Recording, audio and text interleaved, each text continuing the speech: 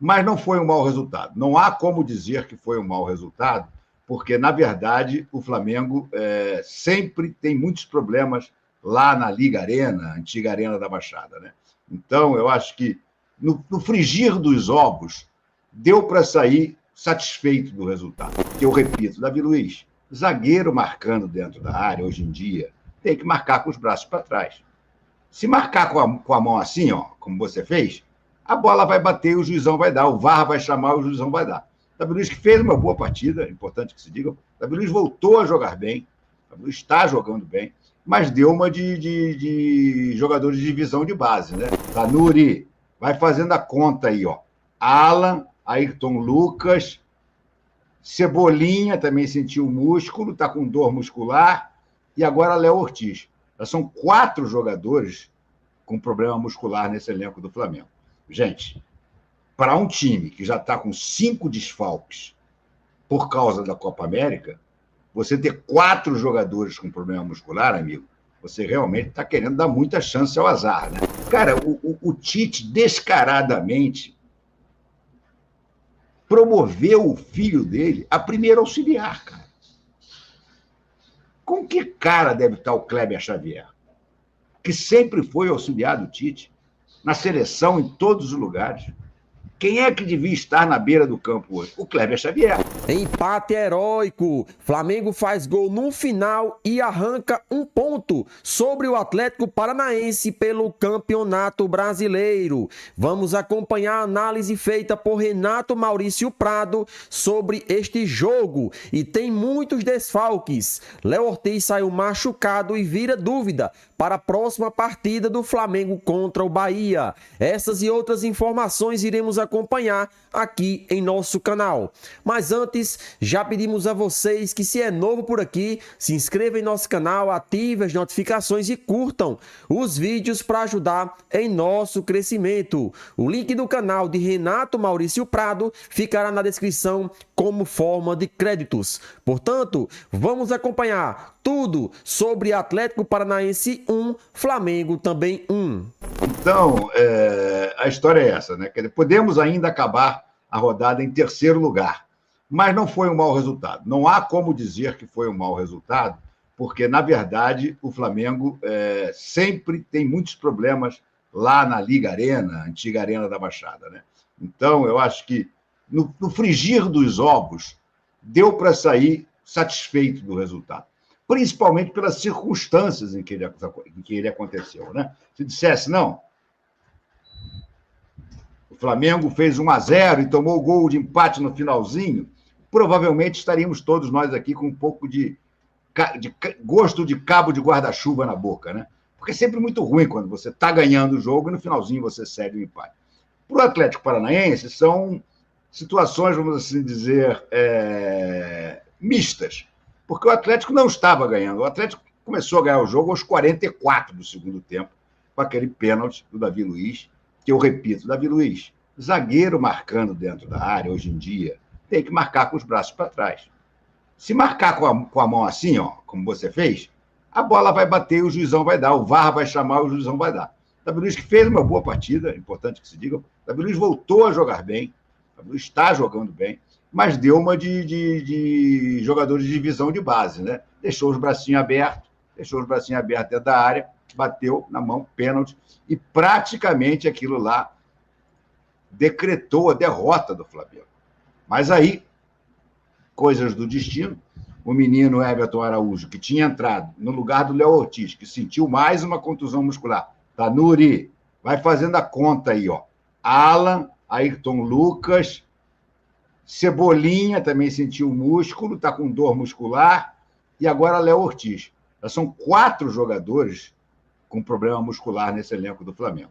Gente, para um time que já está com 5 desfalques por causa da Copa América, você ter 4 jogadores com problema muscular, amigo, você realmente está querendo dar muita chance ao azar, né? Tem que ver aí o Tanuri e o Fábio Massareddin, o que está acontecendo nessa preparação física e principalmente na recuperação dos jogadores, que é lenta, né? O Ayrton Lucas já está 2 jogos, pode voltar, e não volta.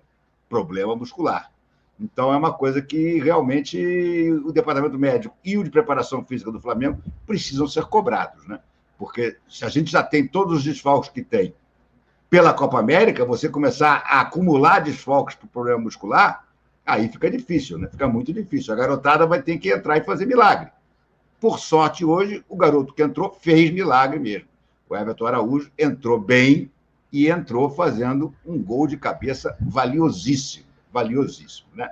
Bom, eu vou começar a ler alguns superchats aqui, depois quero comentar coisas da partida. Eu confesso a vocês que quando eu vi o Matheus Bach na beira do campo, aquilo me deu uma gastura, cara. Cara, o Tite descaradamente promoveu o filho dele a primeiro auxiliar, cara. Com que cara deve estar o Kleber Xavier? Que sempre foi auxiliar do Tite, na seleção, em todos os lugares. Quem é que devia estar na beira do campo hoje? O Kleber Xavier. Pois não, estava lá o Matheus Bach, que não foi visto dando uma instrução sequer e que fez algumas substituições, tudo bem, pode não ter sido só a decisão dele, mas que eu acho bastante questionáveis, nós vamos conversar sobre isso. Olha aqui, o Luiz Demarco. Renato, qual a origem de tanto ódio contra a torcida do Atlético contra o Flá? Cara, eles já perderam pra gente uma Copa do Brasil e uma Libertadores, né, cara? Então tem toda uma história recente, relativamente recente aqui, de irritação, né? É normal que você perde 2 títulos para o mesmo adversário, você fica com esse adversário atravessado. Sim, o Flamengo já foi eliminado pelo Atlético Paranaense também. Mas esses dois encontros que eu me refiro são encontros decisivos, né? De título, final de título. Então, isso aí dói e dói muito, né? Bolívar Assunção, o filho do Tite acabou com o time quando tirou o Lohan. Vitor Hugo não está jogando nada. Pois é. São 2 substituições que eu queria conversar. Já que você puxou o assunto, Bolívar, eu vou começar a falar delas, porque eu acho importante. O garoto é muito fraco, gente. O garoto não pode. É uma vergonha para o Flamengo. O Tite está suspenso e o filho dele ficar à beira do campo, como técnico principal.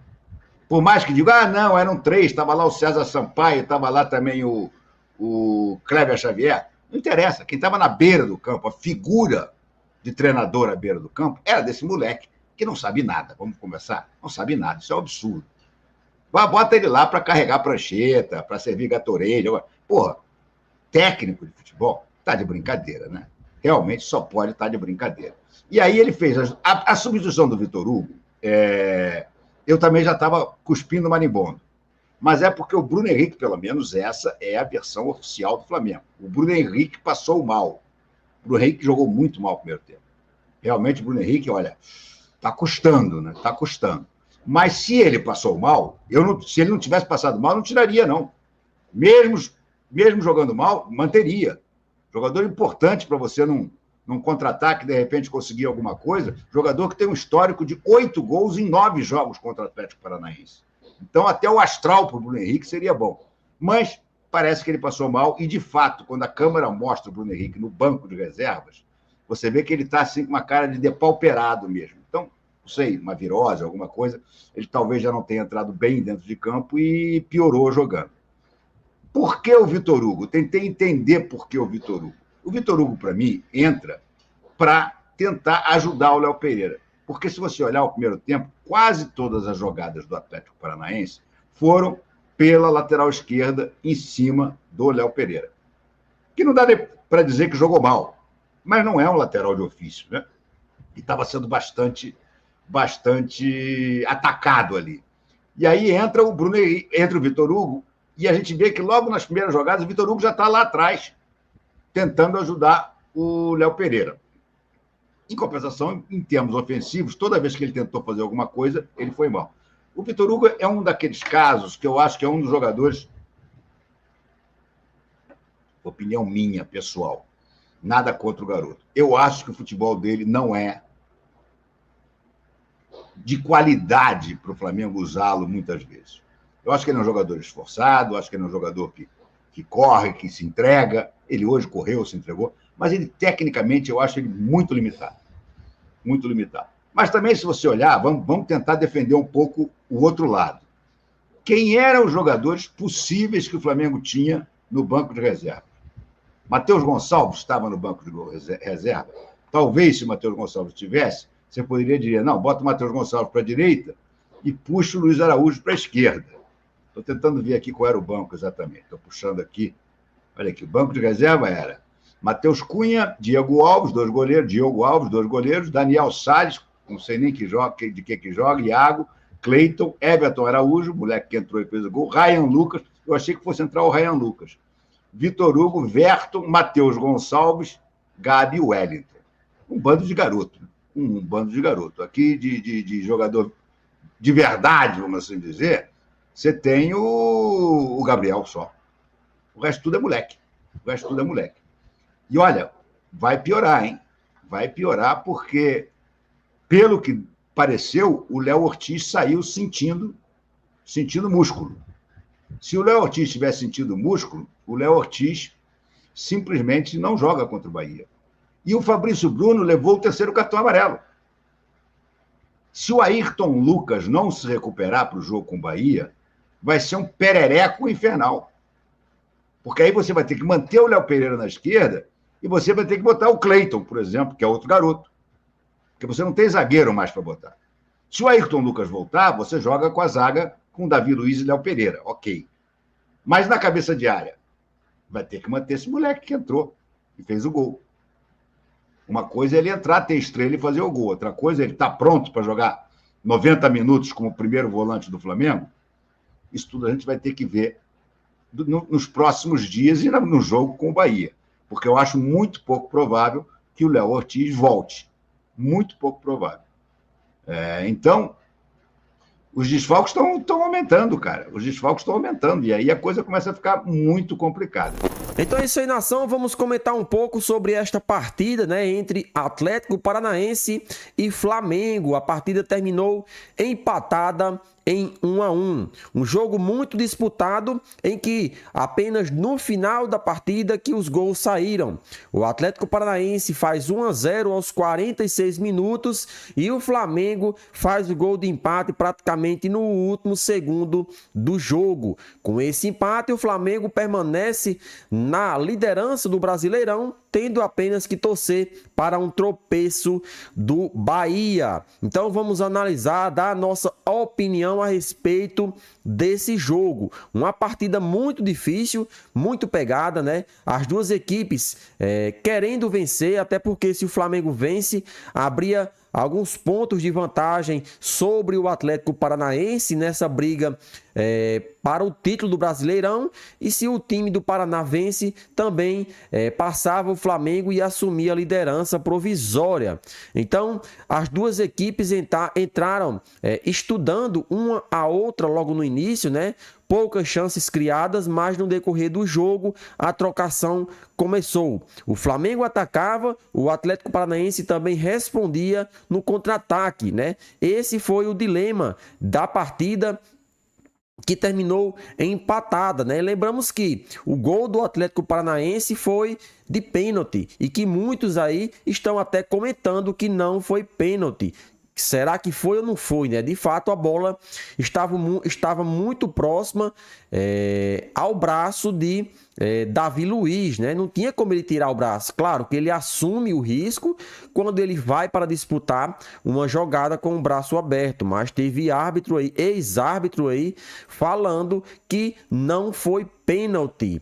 Ex-árbitro aponta erro da arbitragem em pênalti do Atlético contra o Flamengo. Abre aspas, inexistente.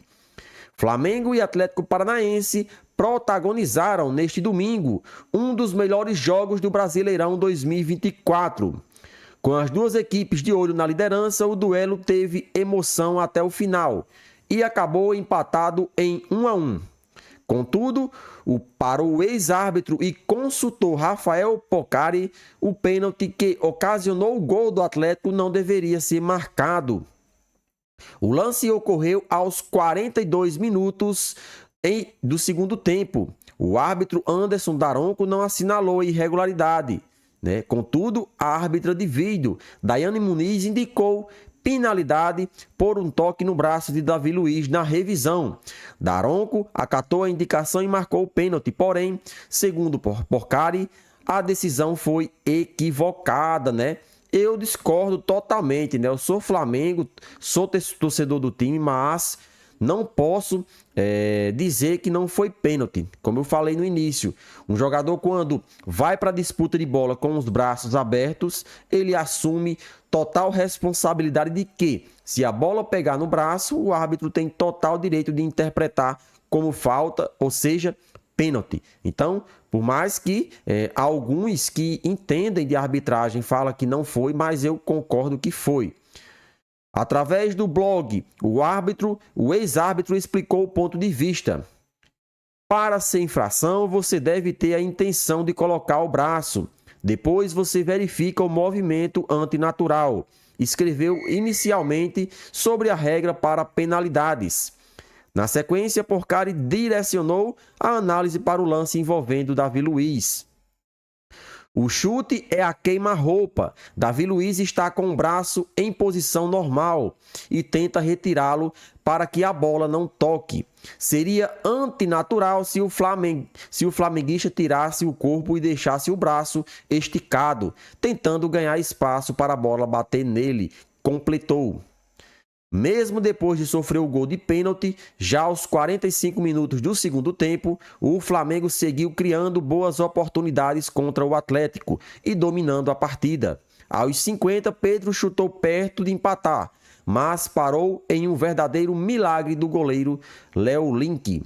Contudo, o defensor adversário não conseguiu parar a cabeçada de Everton Araújo aos 54 minutos, que deu o empate ao Flamengo. Com um ponto conquistado na Liga Arena, o Flamengo chegou a 18 pontos no Brasileirão e se manteve na liderança da competição. Apesar disso, dois times ainda podem ultrapassar o Flamengo. O Bahia, que enfrenta o Criciúma, tem 17 pontos. Além dele, o Botafogo, com 16, enfrenta o Grêmio e também pode superar o mais querido, né? Então, aí um ex-árbitro falando, dando a sua opinião, tem total direito, né, de comentar sobre o lance, dizendo que não foi pênalti porque a bola está muito próxima ao corpo de Davi Luiz, né? Então, o chute é a queima-roupa, né? Então, de acordo com ele, não seria pênalti, né? Mas o árbitro de vídeo recomendou e o árbitro Daronco marcou o pênalti, que na minha opinião foi pênalti mesmo. Como eu falei, ele tem que colocar os braços para trás para evitar qualquer lance duvidoso. Ele não colocou, deixou o braço aberto. Portanto, tem essa questão de interpretação que o árbitro foi no VAR e marcou o pênalti. E aí, nação rubro-negro, o que vocês acharam da atuação do Flamengo hoje? Participe e deixe a sua opinião nos comentários.